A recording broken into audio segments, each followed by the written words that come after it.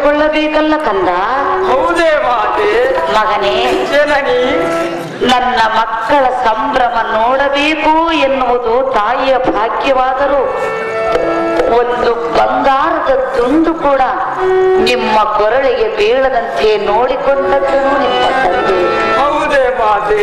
ಮಗನೇ, ಜನನಿ, ಆಶ್ರಮದ ವಾಸಿಗಳಾದ ನಮಗೆ ಇಂಥ ಕಷ್ಟವು ಬಂದಿರುವುದಲ್ಲ ಕಂದ. ಅದೇನು ಕಷ್ಟ ಮಾತೆ? ತಾಯಿಗೆ ಕೊಟ್ಟ ವಚನದಂತೆ ಹರನನು ಒಲಿಸಿದನೆಂದು.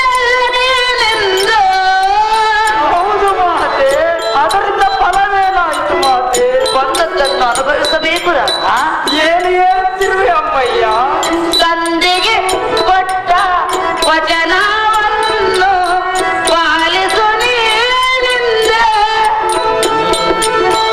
ತಂದೆಗೆ ಕೊಟ್ಟ ಮಾತನು ನಡೆಸುವ ಮಗನು ನೀನೆನುವೆ.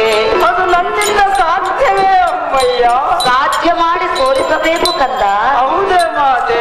ಅಗ್ನಿ ಎಂದ ಮೇಲೆ ಆ ಅಗ್ನಿಯನ್ನು ಗೆಲ್ಲುವುದು ನಮ್ಮಿಂದ ಆಗದೇನು ಪುತ್ರ.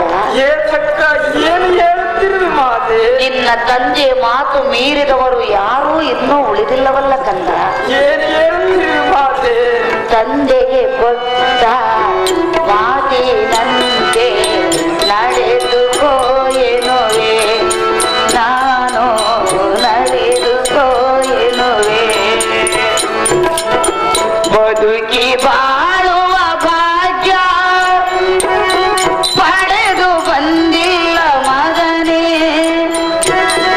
ಹೇಳಲಾರದ ಹೇಳಲಾರದ ಹೇಳಲಾರದ ಹೇಳಲಾರದ ಕಣ್ಣೀರಿನ ಕಥೆಯೋ ನನ್ನದು, ರೇಣುಕೆಯ ಚರಿತೆಯೋ ನನ್ನದು, ರೇಣುಕೆಯ ಚರಿತೆಯೋ.